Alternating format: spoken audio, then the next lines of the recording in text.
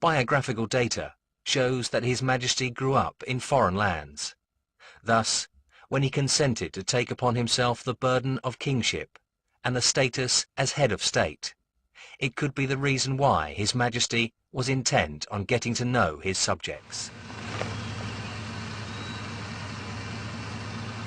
Starting in 1954, dense jungles and mountain ridges and cliffs in the remotest parts of Thailand were the spots where the Lord of the Land and his entourage of mixed ages paid their repeated visits.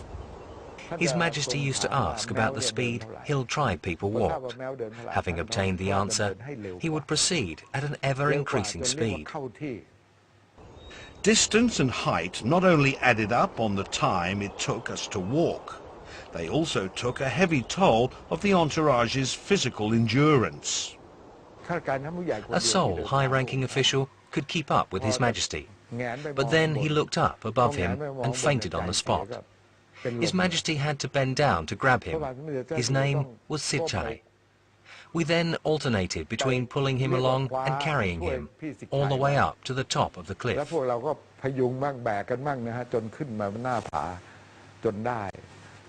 Some members of the entourage were gasping for breath, could not respond to radio calls, and they came that often too.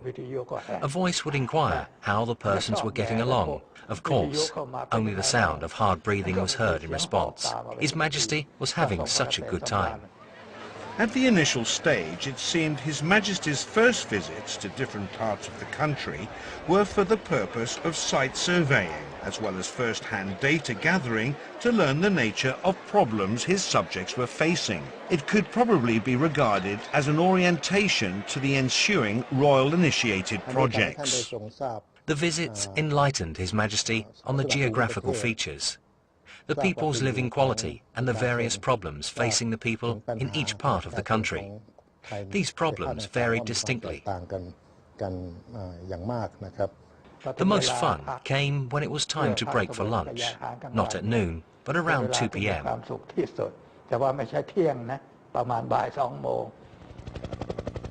The road condition along the routes of His Majesty's visits, especially at the beginning of the reign, can be described as undeveloped. Up on high mountain tops, the only access is by air only. Many destination points were deep in the heart of the jungle, on high altitude. Many others could be accessed by dusty laterite roads infested with potholes. The condition did not bother us much, as we had experienced it before, but it was rough for local officials, like provincial governors and the like. I followed behind and could see how pale they looked sitting there. I mean, they did not faint. They were all sitting in rows when it came to walking up those hills. Everywhere he went, His Majesty would not fail to see calloused hands folded together high over the owners' heads, in respect to him. Some laid out the most precious piece of cloth they had on the ground, waiting for His Majesty to step on them. With the king's footprint on it, the piece of cloth would not be used or washed. Instead, it would be neatly folded and preserved at the praying spot where the people keep Buddha's image. On Sabbath day, they will put flowers to pay homage to the sacred piece of cloth in gratitude for what His Majesty has done for the country. Most of them do this. In highest esteem and with total devotion, people's heads bent down toward the young monarch's feet. This was believed to bring good things to their life of hardship. I was down on the ground to pay respect to His Majesty when he came down. He actually came directly to where I was sitting. I had never dreamed I could meet him in person.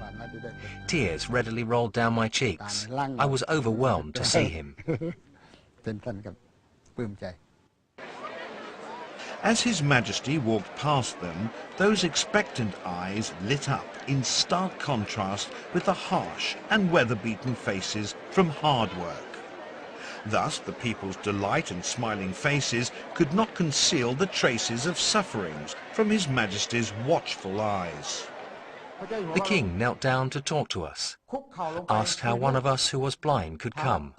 He said his niece brought him along. Why did you want to come? Was the king's next question. His voice was so gentle and soft. How I loved to hear his voice. He even embraced the old guy.